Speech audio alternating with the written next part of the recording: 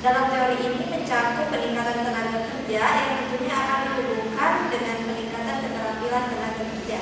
Lalu yang ketiga ada proses penambang modal.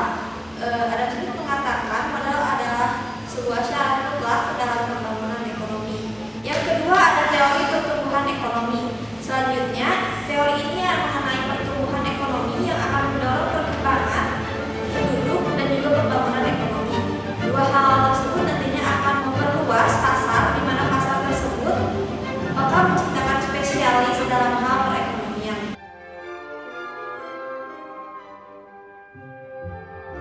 Kemudian, dari tokoh Jean-Baptiste Dessay, sumbangan pemikirannya pertama adalah fakta dan observasi dalam menyusun teori menurut Say.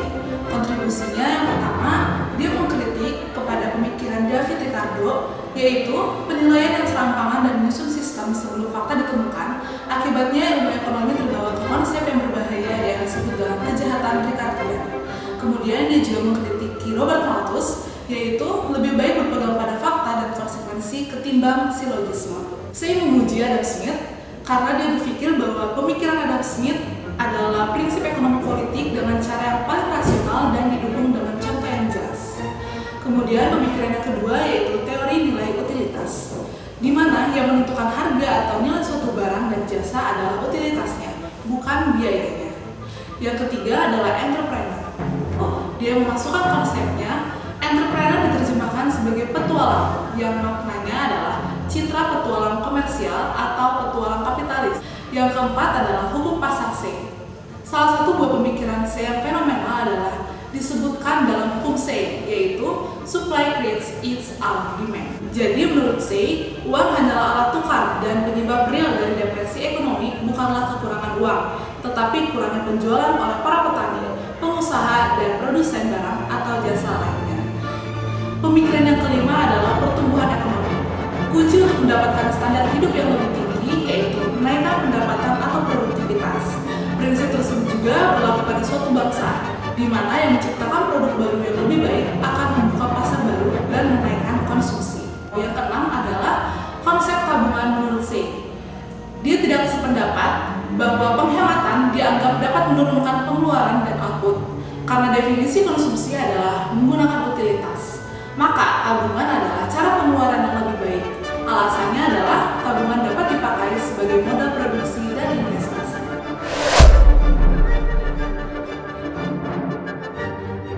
Inti pemikiran David Ricardo, hukum pendapatan yang menurun.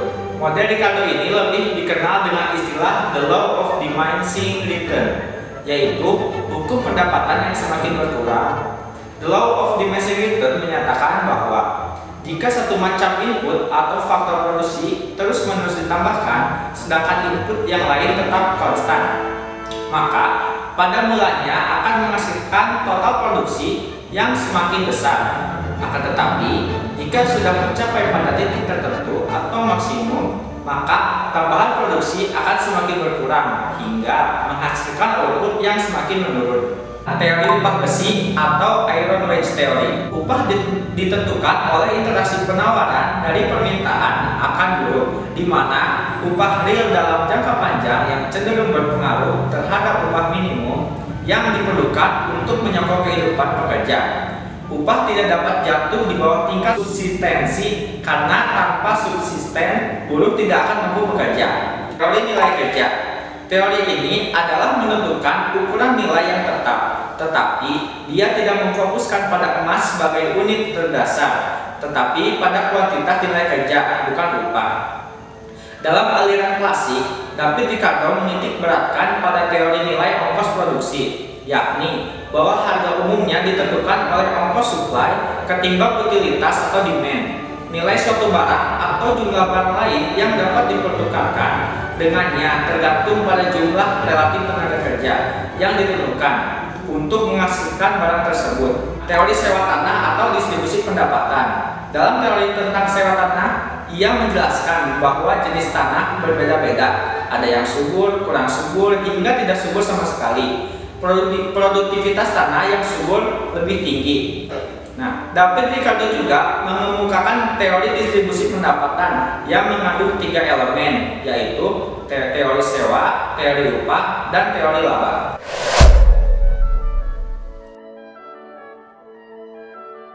Yang selanjutnya pemikiran dari Malthus. Ada kependudukan. Dalam bukunya yang berjudul Essay on Population, Malthus juga menuliskan tentang yang pertama, populasi manusia cenderung bertambah sesuai dengan deret ukur atau geometri. Sedangkan produksi makanan atau sumber daya alam cenderung bertambah menurut deret hitung atau secara aritmatika. Sehingga yang terjadi adalah krisis di mana sumber daya alam tidak bisa memenuhi kebutuhan manusia yang terus bertambah. Persediaan sumber daya alam bertambah dalam kondisi yang terus menurun, sedangkan permintaan yang terus bertambah meningkat lebih cepat pada tingkat geometris.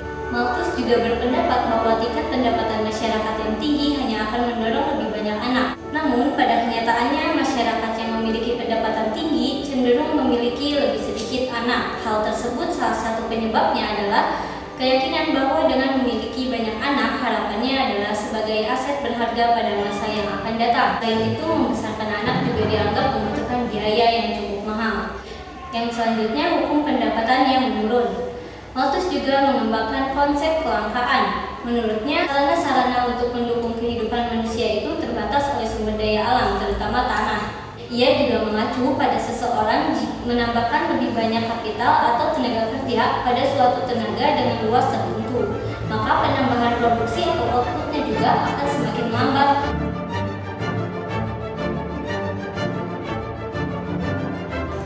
Selanjutnya adalah pemikiran James Stuart Mill. Yang pertama adalah utilitarianisme, yang merupakan buah dari hasil pandangan dan pikiran Mill tentang manusia dan masyarakat diterima sebagai landasan moral, utilitis, dan prinsip kebahagiaan yang menganggap bahwa tindakan dikatakan benar jika sebanding dengan kecenderungan untuk mendorong kebahagiaan, dan dikatakan salah jika sebanding dengan kecenderungan untuk menghasilkan ketidakbahagiaan. Universalisme etis merupakan konsep utilitarian yang mengedepankan kebahagiaan orang lain. Prinsip tersebut memang cukup relevan dengan aktivitas ekonomi. Selain Mill menerima pasar bebas konsep dari Adam Smith, namun usaha untuk memperhatikan kebahagiaan orang lain dalam persaingan ekonomi pasar menjadi tujuan Mill tersendiri. Kondisi pasar bebas yang cenderung bersikap egoisme-sentris berusaha ditekan Mill dengan pemberlakuan nilai moralitas bersama, di mana prinsip kebahagiaan harus dirasakan oleh setiap pelaku pasar, pelaku usaha, produsen, dan distributor. Selanjutnya adalah ekonomi dan politik. Dalam karyanya Principles of Political Economy yang terbit pada tahun 1848, Mill menuliskan tentang masalah produksi yang merupakan bagian dari kegiatan ekonomi dalam hal pemenuhan kebutuhan masyarakat dan keinginan pasar. Mill juga orang yang pertama mengemukakan ide tentang konsep elastisitas permintaan. Dua sumbangan lain yang terkenal adalah permintaan timbal balik dan perdagangan internasional dan pembedaan hukum-hukum produksi dan distribusi. Menurut Mill, penawaran selalu identik dengan permintaan, dan dia menerapkan pola pikir baru bahwa produksi tidaklah harus ditentukan dengan permintaan pasar, sehingga baginya tidak ada istilah overproduksi yang selama ini selalu dijegal oleh kebanyakan orang. Adapun pendapat Mill lainnya bahwa kemakmuran ekonomi tidak ditentukan oleh permintaan konsumen dan produksi.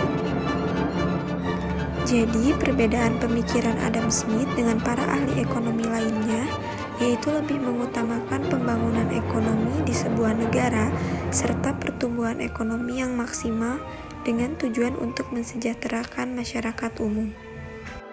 Jean-Baptiste Say yang menjelaskan tentang yang mengatakan bahwa penawaran akan menciptakan permintaan dengan sendiri. Maka dari itu, produksi barang dan jasa harus ditingkatkan agar pertumbuhan ekonomi meningkat, sehingga pendapatan juga meningkat. Perbedaan pemikiran David Ricardo dengan tokoh yang lain adalah lebih berfokus kepada kehidupan masyarakat untuk memperoleh pendapatan demi memenuhi kebutuhan hidupnya, yang salah satu pemikirannya adalah teori nilai kerja. Yang selanjutnya dari pemikiran Malthus. Yang pertama, populasi manusia cenderung bertambah sesuai deret ukur atau secara geometri. Sedangkan yang kedua, untuk produksi makanan atau sumber daya alam cenderung bertambah menurut deret hitung atau aritmatika. Selanjutnya, ahli ekonomi John Stuart Mill. Pemikiran John Stuart Mill mengedepankan dan memperhatikan kebahagiaan orang lain dalam persaingan ekonomi pasar, di mana kebahagiaan harus dirasakan oleh setiap pelaku pasar, pelaku usaha, produsen, distributor, hingga tataran konsumen. Sekian penjelasan video dari kami, semoga bermanfaat. Terima kasih. Wassalamualaikum.